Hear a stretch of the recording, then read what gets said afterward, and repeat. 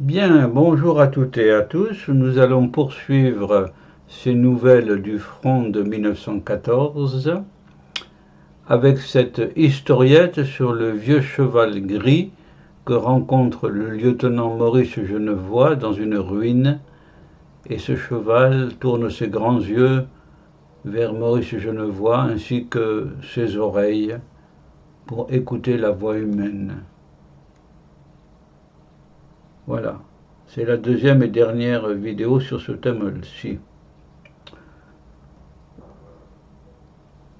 Quand je le vois, quand je la vois calmer, retomber à sa placidité, je cours glaner dans une grange quelques poignées de foin perdues au coin de l'air. Ce veut être une jument. Voilà. Je reviens. Il est toujours là. Ah bon. Broutant à petits coups de lèvres. À petits coups de lèvres. Délicatement, quoi. Tiens, mon bonhomme, c'est pour toi. Mais il faut venir chercher ça de l'autre côté des maisons. Si tu restes par ici, tu vas retourner dans les champs et ils te tueront. Ah oui, il n'y avait pas de pitié même pour les animaux. Les grands yeux troubles me regardent, voilés parfois d'un lent clignement.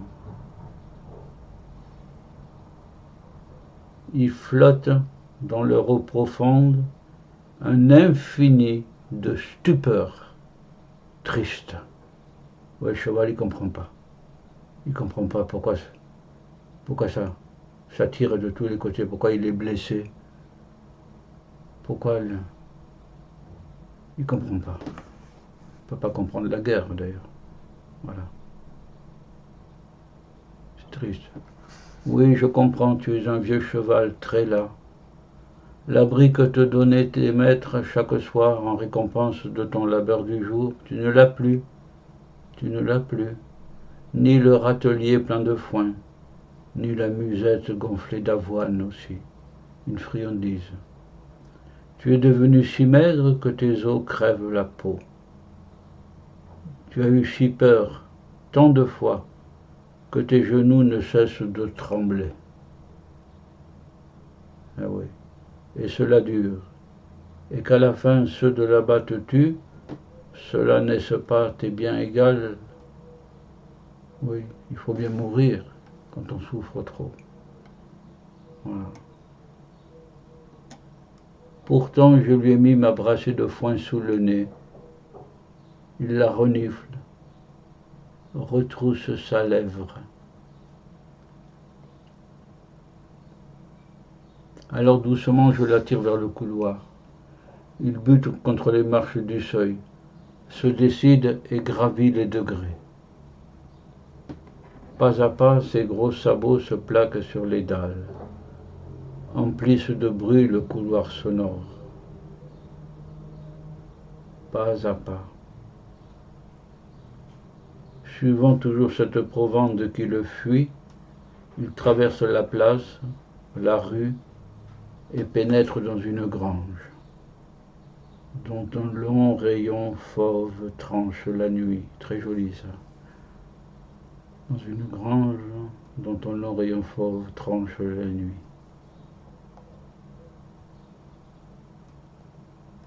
Mange à présent. Le mufle humide effleure ma main. Les longs brins d'herbe sèche, cueillis au bout des dents, glissent d'un trait entre mes doigts. Et les grosses mâchoires commencent à broyer, lentement, d'un frottement appuyé de meule.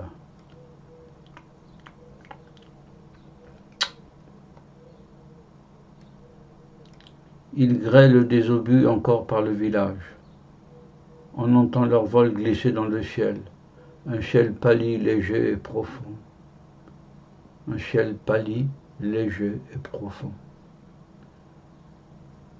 Les éclatements craquent et roulent dans l'air assoupi du soir. L'air assoupi du soir.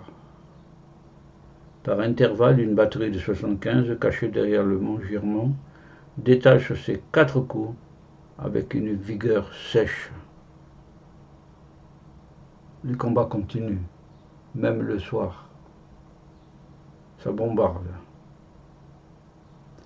La rue s'allonge, déserte à perte de regard, déserte, violette d'ombre, coupée de bandes de soleil, déroulée aux intervalles des maisons. Très beau ça, c'est un tableau ça. Violette d'ombre, coupée de bandes de soleil déroulées aux intervalles des maisons.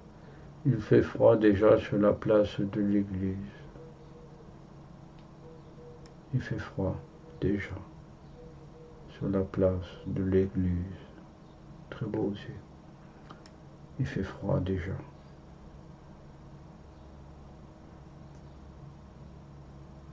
Note du lecteur. Ah oui. Bien plus loin dans le livre, ce cheval réapparaît sous l'écriture de Maurice Genevoix dans La Boue. La Boue, c'est une subdivision de ceux de 14, le livre de Maurice Genevoix. Voilà. Je l'ai revu aujourd'hui, ben je vous le mets là.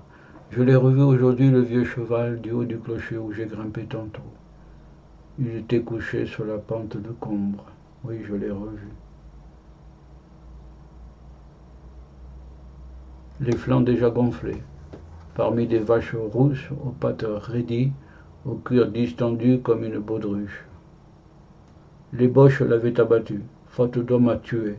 Voilà, pour passer le temps, parce qu'on s'ennuie, on tue les chevaux. La guerre a dégénéré depuis août et septembre. Oui, la guerre a dégénéré. Elle était moins terrible au début. C'est l'ennui de guerre. Ouais, le pauvre cheval, il a été descendu. On l'a tué.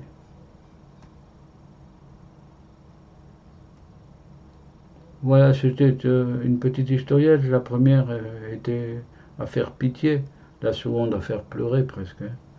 Pauvre cheval. Voilà. Eh bien, en tout cas, je suis content que plus de 100 ans après, toutes ces réalités-là revivent par ces vidéos. Voilà. Et je vous dis au revoir à toutes et à tous. Au revoir.